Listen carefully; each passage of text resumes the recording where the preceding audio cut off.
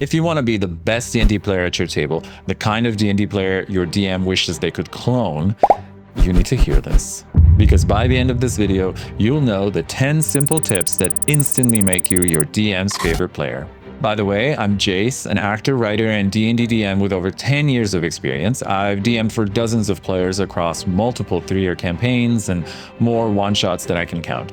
So trust me, I've seen the best, and I've seen the absolute chaos gremlins. So let's make sure you're not the chaos gremlin. Let's get you promoted to DM's favorite player. Tip 1. Show up consistently and communicate when you can't. Your game should take precedence over any other optional activity. Nothing deflates a DM faster than a player ghosting 10 minutes before the game. The DM spends many hours and often money prepping the game, and suddenly the party's missing a limb. It's that same feeling as being in your school play as a kid and you're excited to perform and your parents don't show up. No? Just me? This is why I go to therapy. Look, life happens, people get sick, things come up. But if you respect the table, you communicate. A quick heads up keeps your DM sane. Tip 2. Show up prepared. I know this one sounds obvious, but trust me, you'd be surprised how many people don't show up prepared. Bring your dice, bring your character sheet. And for the love of Ilmater, know what your powers do. Don't spend half your turn flipping through the player's handbook like you're cramming for finals. Prepared players keep the story moving. Unprepared players hit pause for everyone at the table. And as a living legend once said, ain't nobody got time for that. Tip 3. Pay attention when it's not your turn. Here's a fact that might shock you. You're still part of the story when it's not your turn. Let me tell you something about being on set of a TV show or a movie. There are actors who stay in the scene, giving a great performance even when the camera isn't on them. They will react, they listen, they make the moment real to help the other actor nail their close-up. And then there are actors who are checked out. They let an assistant read their lines, they just mumble with zero effort, not even looking at their scene partner. Which one do you think has a better reputation? DMs love players who stay engaged. Laugh at the banter.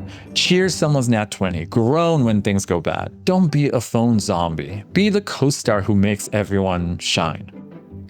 Tip 4. Take initiative, but don't hog the spotlight. DMs love players who step up, grab the quest, talk to the NPC, take action, explore the surroundings, instead of waiting for the DM to drag you forward. Because when you act like a passive audience member, your DM has to carry the whole show. But when you co-create, the world feels alive and it takes some pressure off the DM.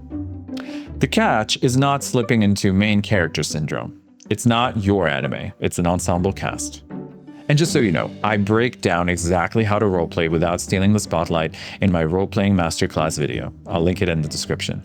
Which, by the way, if you find this video interesting or you like it, hit the like button so others can find it too.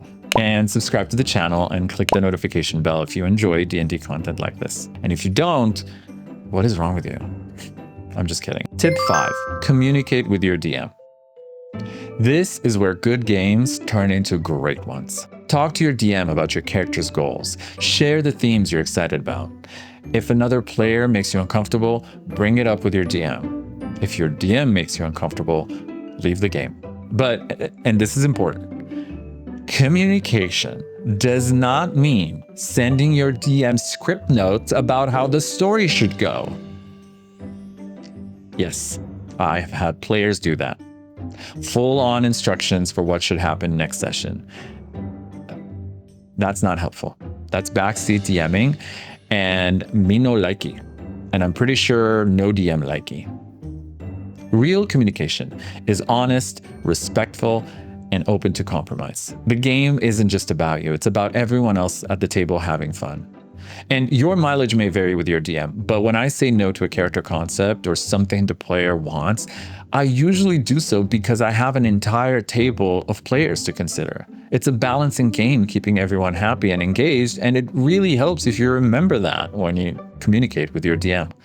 Tip 6. Don't be a rules lawyer. Knowing the D&D rules, amazing. Love that. Correcting every DM ruling mid-session, not amazing. We don't love that.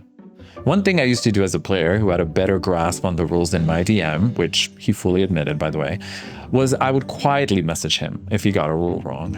Like the time another player would declare that she equipped her shield as a bonus action. In case you don't know, it takes a full action in 5e. I'll mention here, by the way, that he appreciated me doing that.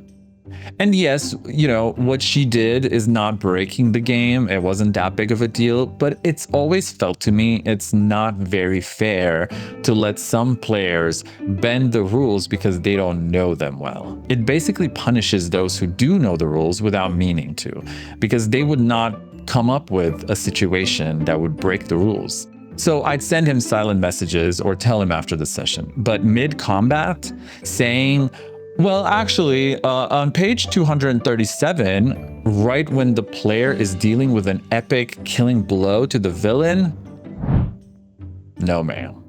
No ma'am. Nothing kills the vibe faster. So don't do it. Tip 7. React to the world.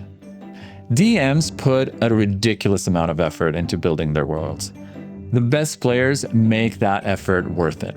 I once ran a campaign where a beloved NPC sidekick turned out to be a secret Yuan-Ti spy.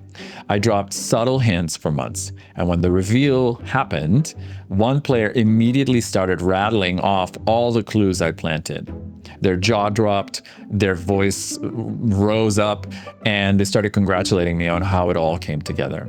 That was one of the most rewarding moments I've ever had as a DM, because it meant someone noticed. So react to the world. Show you care. It makes your DM feel like the story matters.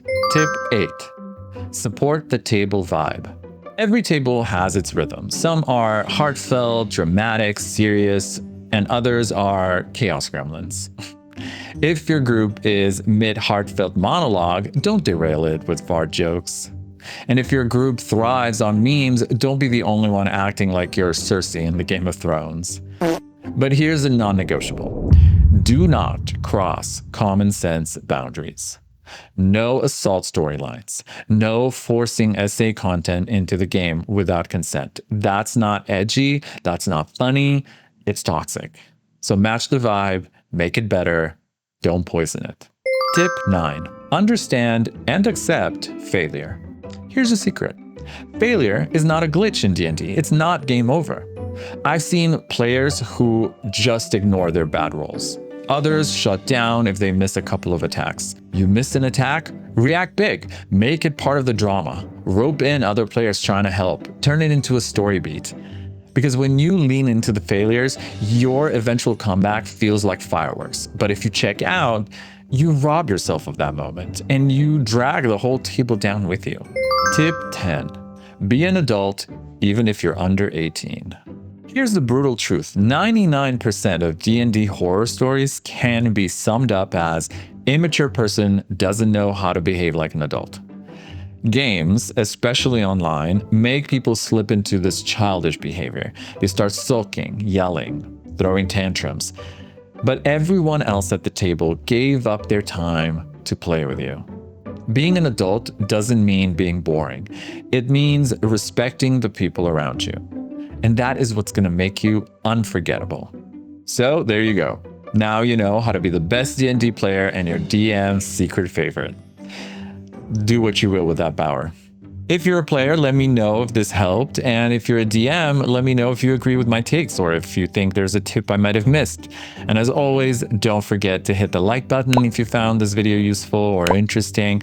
And consider subscribing to the channel, clicking that notification bell if you enjoy D&D content like this. All right, Chaos Goblins. Until next time, roll high and stay in character. Goodbye.